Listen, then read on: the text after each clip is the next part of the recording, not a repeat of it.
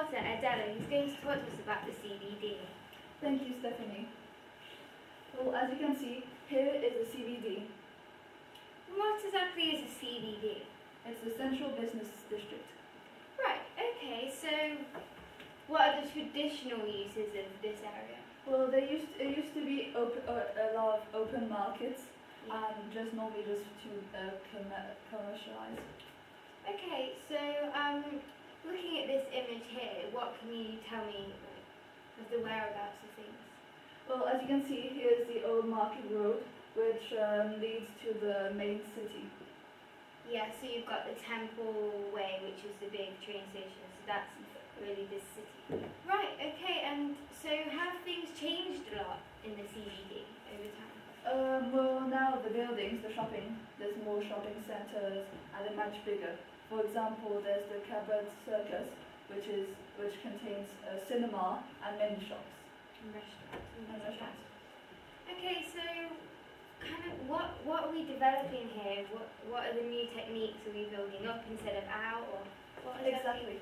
For example, we can't expand because there's the inner city, so the buildings have to go upwards. Not only is it cheap, but at least it's safe space. Exactly. Well, thank you, Adela. Welcome. We'll be back after this short break to talk about the inner city land use. So thank you. Bye.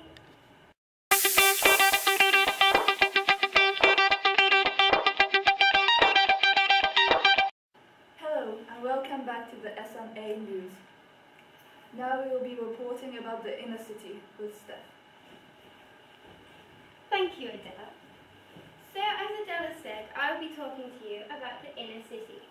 The inner city is basically the circle of land around the CBD. What is the traditional land use? Well, it was basically used for industrial and the factories and the factory workers' houses. And yeah, there was lots of factories, and then they had to build houses, and that was all it was used for, really. How has it changed? Well, it hasn't really changed much. There's still abandoned factories being used as other things, and there's still those poor houses. And because they were for the factory workers, nowadays they're considered poorer housing for the poorer people of the city. Okay, thank you very much.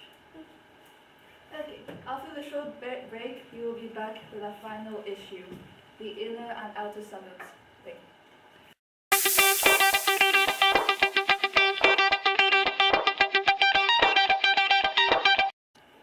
Hello, and welcome back to SNA News with me, Steph McShannon.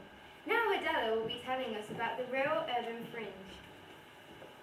Okay, so as you can see here is the urban fringe, which consists of the green belt, as well as the inner and outer suburbs. So what is this area traditionally used for? Well, it used to be used for farming. So basic area, nothing really going on now. No, exactly. So how has it changed now? Is there a big change? Of course, now there's estate housing where people have huge houses, and there's also many city parks. So here's the Castle Park, again with that. Yes. But what are these big areas above it? Oh, those are retail parks. Oh, so they've taken farming land and just, they're starting to build bigger areas out of the city. Yes. Oh, okay. There's enough space to build on. Oh, yeah. So. Well, thank you, Adela. Welcome. That's been our episode for today's SNA News. So next week we will be back reporting more exciting stories. Thank you and goodbye.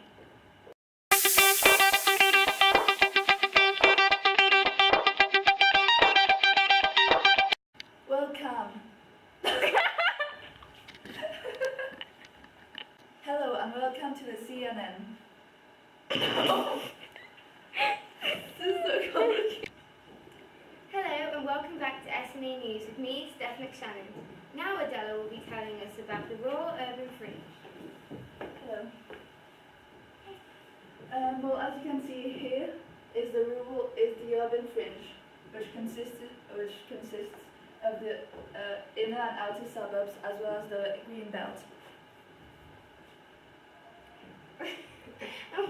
Any questions?